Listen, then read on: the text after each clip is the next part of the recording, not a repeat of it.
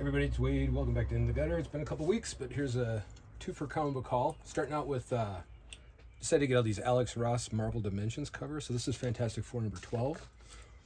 And as you know, in the past, he had done like headshots of heroes and villains. Now it's seemingly more of a full, almost like a version cover. So this is, again, Fantastic Four. And then I picked up Doctor Strange number 7. So I think I ordered all these, so, get ready to see the whole collection. And I think one of those things where I probably should have ordered the standard cover of each of the titles I collect and then put one of these sets together for later, but who knows. Yeah, this is super cool too. This is the J. Scott Campbell's Just Spectacular collection. So once he finished all of his covers, they collected it into, well, they made a poster for one, but then they collected it into a comic book with a wraparound cover, which is nice, and inside is an interview. And what's also cool is there's the black and white versions of a lot of the covers. That's the interview. Oh, where's the black and white here? And it shows the progression, like, of the Black Cat cover and stuff. But it's cool to see the liner because they use so many self-colored lines and things. It takes on a whole different look. So it's kind of cool to see the original ink. At least I think so. I dig it. All right. And then we got Mark Spector, Moon Knight, number 5, McKay and Permick. Yeah, this series is still going strong. It's for me, I don't know why. It's a little hard to follow. I don't know if it's just because it borders on the mystic, but artwork's cool. Fun to read. Amazing Spider-Man, Joe Kelly and Pete Woods. This features the character The Spore. And as you know, I like to keep it when it's like terrestrial and in the streets and stuff. Fun Spider-Man stories. All right, we got a bunch of new ones from the indie world. So this is Zach Kaplan and Stefano Raphael's Only the Savage Are Left.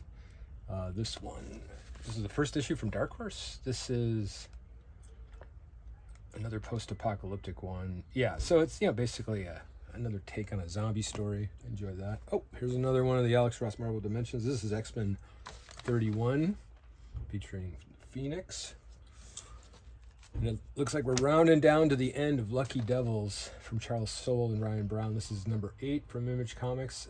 This one wasn't my favorite, but I feel like if I read it in a trade and got the whole thing at once, it probably would have been a little more memorable. Batgirl 20. This is Cassandra Cain Batgirl with Tate Bromville. It's good stuff. Yeah, it's a little hit and miss, but it's very specific to Batgirl.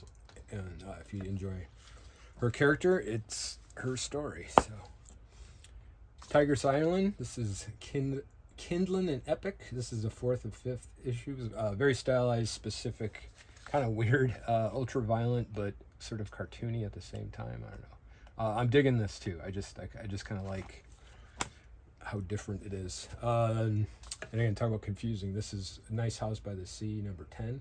If you like a slow burn, James Tynion, Alvaro Martinez Bueno, and Jordi Belair. A Nice House by the Lake, I really like. This one, it's just, again, a little tough month to month to remember all the details and things. It has its moments. All right, this one is getting better as it goes. Harlane Ivy, Life and Crimes, number 6.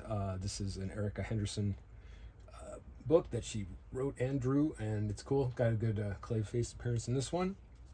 And Poison Ivy, number 45. This series keeps going strong. G. Willow Wilson. Enjoyed this since the first issue, and I continue to do so. All right, we kind of got I wouldn't call it a pairing, but we have the J. Scott Campbell and the Adam Hughes version of Black Cat number 11. You can't go wrong, right? I just dig these so much. So I will pretty much always buy comics that they do the covers for, just because. The Matt Fraction Batman series is still going with number 10. Yeah, just good, strong Batman stories. Nothing too out of the box. I'm enjoying it quite a bit. And the Marvel equivalent is Daredevil. This is the 3rd issue of this volume by Phillips, Garbett, and Martin, featuring a Spider-Man team-up and The Omen. So, EC's imprint from Boom Studios. Crew Universe, Volume 2, number 11. These are, again, ensemble, or not ensemble, anthologies that have usually 3 stories in each, and this one is a cover by Miguel Mercado, so it's very cool. And if you like the Tom King-y kind of stuff, Fury of Firestorm, This is number 3. This is Jeff Lemire. Sort of a singular take on a character that's been done a number of times, but these appeal to me a lot. They're really good. And I don't know that much about Firestorm, so it's kind of cool to see this like new focused take on them. And in this one, he single-handedly pretty much annihilates the Justice League. It's kind of cool. This is a fun one. Dennis Camp and Stephen Moran's Bleeding Hearts from the Vertigo imprint from DC. This is the 5th issue. Yeah, really funny. Well, funny. It's a fun zombie story with a lot of heart and different kinds of unexpected twists and turns. I'm enjoying this a lot. All right, and Jay Lee is just cool. This is just a cool book. Cool cover, cool interior artwork. Monster Racing League, M1, Image Comics with Liv and Robert Wyndham, working with Jay Lee and June Chung. June Chung did the colors. But yeah, it's just super graphic, full-on Jay Lee, just ass-kicking comic book. Recommended. And much like the Firestorm, they also are doing a new story featuring the Dead Man, and this is W. Maxwell Prince, who I wasn't familiar with, and Martin Morazzo. So from, I guess the DC Next Level is part of this imprint, because isn't that what the Firestorm? Yeah, so Firestorm and that. I'll have to believe it's just basically leveling up the storytelling and getting a deeper dive in these characters. So, and we should do like a how many jelly beans are in the jar contest about how many monster faces are, or I guess they're demons on the cover of this, because they're also comprising his face. So more than 20, that's my guess.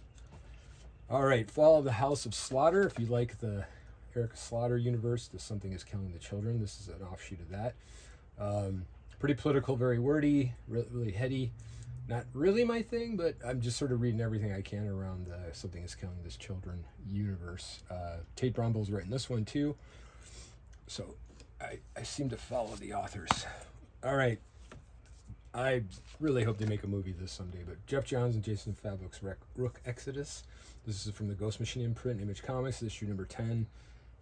Still going strong. I think this issue was a little late, but it was worth it, and Jason Fabok's artwork is super cool. All right, this was fun. Very cool. Kevin Smith finally makes it. Well, I shouldn't say Kevin Smith. Jay and Silent Bob finally make it into the Marvel Universe officially. With Jay and Silent Bob, Jays of Future Past. It's a one-shot, I think, so a combo between Marvel and Secret Stash Press. This was really fun. Super cool story. Kind of on the nose for what you'd expect it to be, but it was good. So, or if you don't know much about the View Askew universe, this is a cool place to jump in if you're a Marvel Comics fan. All right, that's a lot of stuff. I tried to go through it as quickly as possible. I'm going to try to hit this week to week. We'll see. You know me. I'm not always that consistent. But thanks for tuning in, and until next time, keep your mind in the gutter.